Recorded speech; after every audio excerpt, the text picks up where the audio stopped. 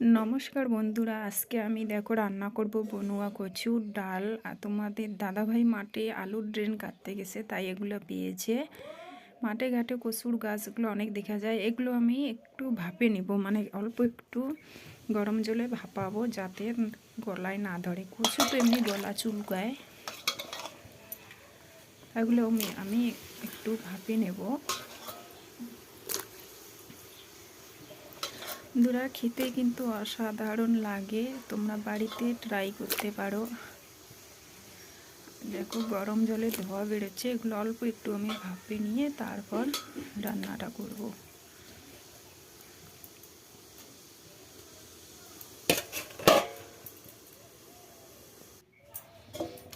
তারপর আমি আজকে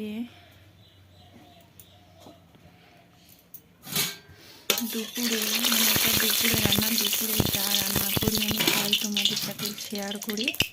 আমার গরিবের রান্নাঘর দেখো, আজকে আমি সব সিজনেরই গাছের, আমাদের এই সিজনে তো সিম হয়, মূলো, আলু আমি ভাজা করব। এইটাই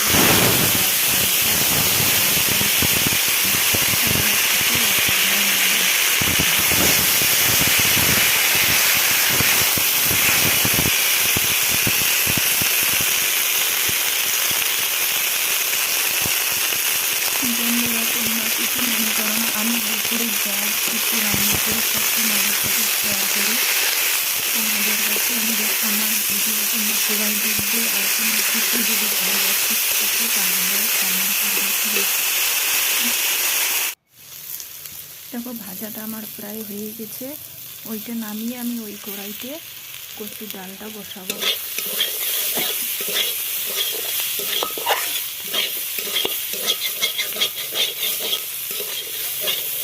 নামানোর সময় একটা কাঁচা লঙ্কা আর পেঁয়াজ দিয়ে নাড়াচাড়া করে রেখে দেবো, কারণ নামানোর সময় পেঁয়াজ কাঁচা লঙ্কা দিলে আমাকে তার গন্ধটা সেই ভালো লাগে।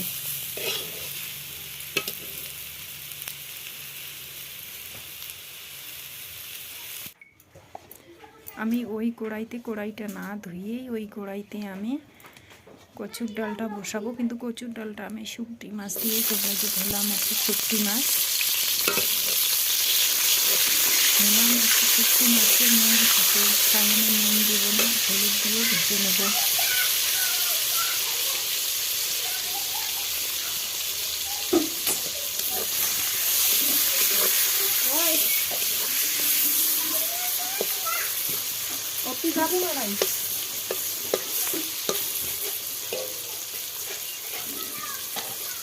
ভাজা ভাজা হয়ে গেছে।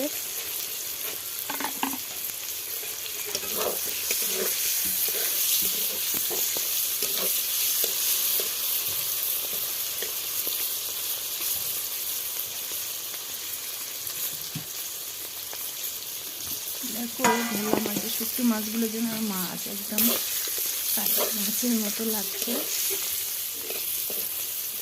কচু শাক মানে কিন্তু শুকটি মাছ দিয়ে রান্না করলে অসাধারণ লাগে। মাছের থেকে শুকটি মাছ দিয়ে রান্না করলে দেখবি বন্ধুরা খেতে কিন্তু অসাধারণ।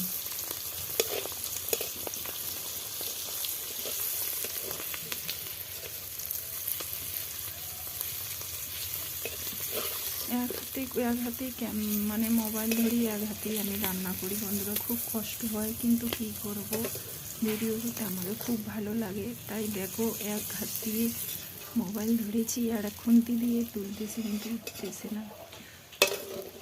মোবাইল রাখার মতো কোনো পরিস্থিতি নেই। তোমাদের ভালোবাসা পাওয়ার জন্য আমি এতটা কষ্ট করি, প্লিজ বন্ধুরা সাপোর্ট করবে প্লিজ। আমি কচুর ডালটা বসাবো, তার জন্য পেঁয়াজ কাঁচা লঙ্কা ফোড়ন দিলাম, দিয়ে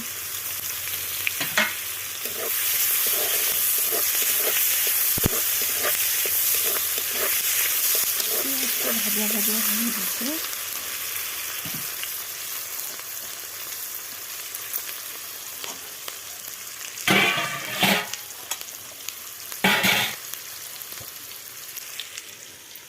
এখন এখন আমি সিদ্ধ করে রাখা কচুকে দিয়ে দেবো। প্রচুর পরিমাণ কম ছিল তাই দিয়েছি, আলু কেটে দিয়েছি।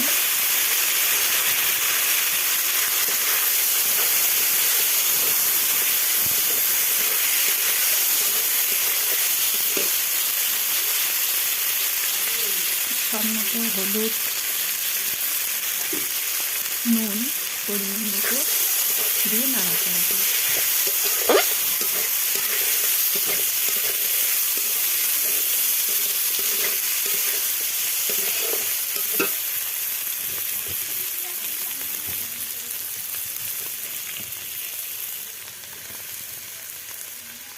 গোবরের খড়ির চাল কিন্তু অসাধারণ। দেখো গোবর খড়িগুলো কি সুন্দর বেরিয়েছে, আর কচুর দেখো কালারটা কিন্তু খুব সুন্দর লাগছে, হলুদ হলুদ।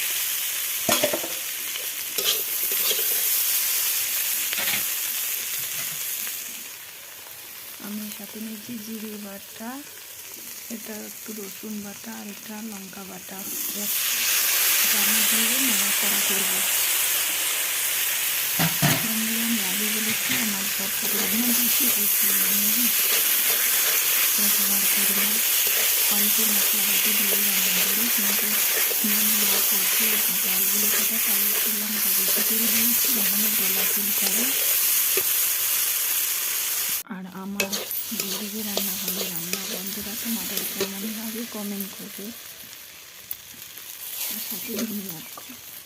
এখন তো ধনিয়া সিজন, ধনিয়া তো ছাড়ানো যাবে না, ধনিয়া তো সব কিছু দিতে আমাদের খুব ভালো লাগে।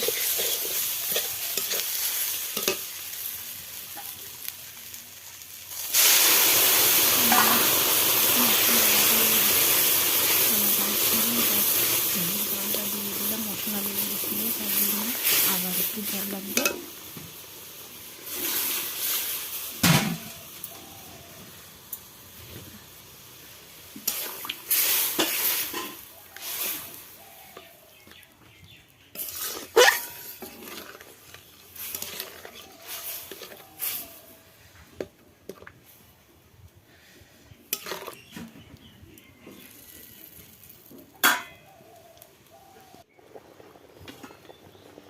এই দেখো ডালটা প্রায় হয়ে এসেছে। এইটা দিয়ে আমি আগে ঘিরে নিয়েছি, কারণ আমার এক হাতে মোবাইল ছিল, মোবাইল রাখার কোনো জায়গা নেই। এখন আমি ভেজে রাখা শুকটি মাছগুলো ওর মধ্যে দিয়ে নামিয়ে নিলেই আমার রেডি বনুয়া কচুর ডাল। বন্ধুরা তোমরা বাড়িতে ট্রাই করতে পারো, খেতে কিন্তু একদম অসাধারণ লাগে।